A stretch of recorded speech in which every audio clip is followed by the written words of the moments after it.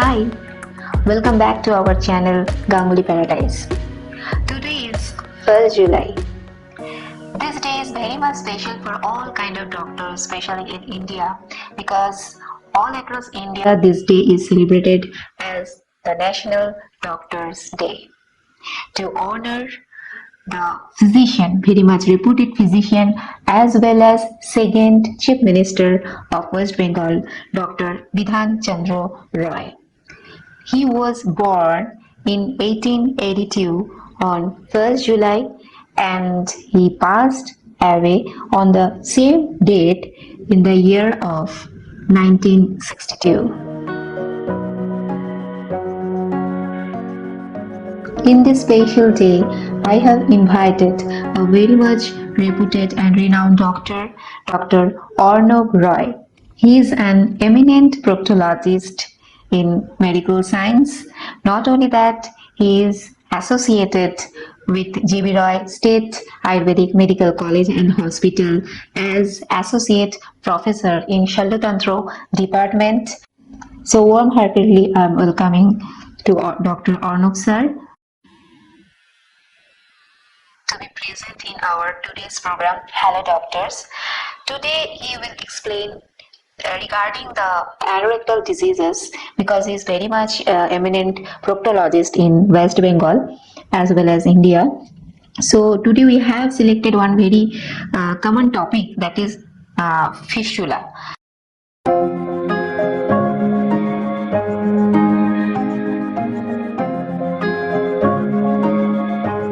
Hello sir, my first questions regarding fistula is, several times we have seen here that patients are coming along with fistula in ano, but the common people, they are not having the exact knowledge regarding this matter. So definitely they are asking that, sir, what is fistula? So that's actually I am also going to ask you, sir, kindly please explain what is fistula in ano. Fistula is a tract lined by granulation tissue. Anal fistula is that fistula which is communicating perianal skin to rectum, anorectum or anal canal. It usually occurs in pre-existing abscess which bursts spontaneously or drained somewhere else. There may be spontaneous drainage or surgical drainage. In both the cases, fistula may be formed. Thank you, sir. Thank you. Now I am having the second question that after having this diagnosis that the patient is having fistula in ano, then definitely they are thinking that what is the actually causative factors or what are the reasons actually leading this kind of disorder? Anal fistula is basically an infective lesion which occurs because of some abscess which may be drained spontaneously or sometimes it may be drained surgically as well. Most of the fistulae are cryptoglandular origin, 90% fistulae are cryptoglandular origin and 10% are non-cryptoglandular. That means the infective lesion involving the local tissue causes the majority in the portion of the fistula, and some other diseases like tuberculosis, Crohn's disease, ulcerative colitis, then hidradenitis suppurativa, sometimes local injury, trauma to the local tissue may cause fistula. So these are commonly the causative factors for anal fistula. In case of the fistula in ano, is it only single type or there's having different kind of or multiple types or what? Fistula has different types of classifications. The most common classification is involving the sphincter complex. There are two types of sphincter around the anal canal: internal anal sphincter and external anal sphincter.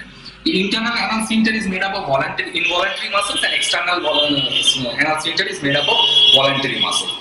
Now, depending on the involvement of these two sphincters, there is a classification of fistula.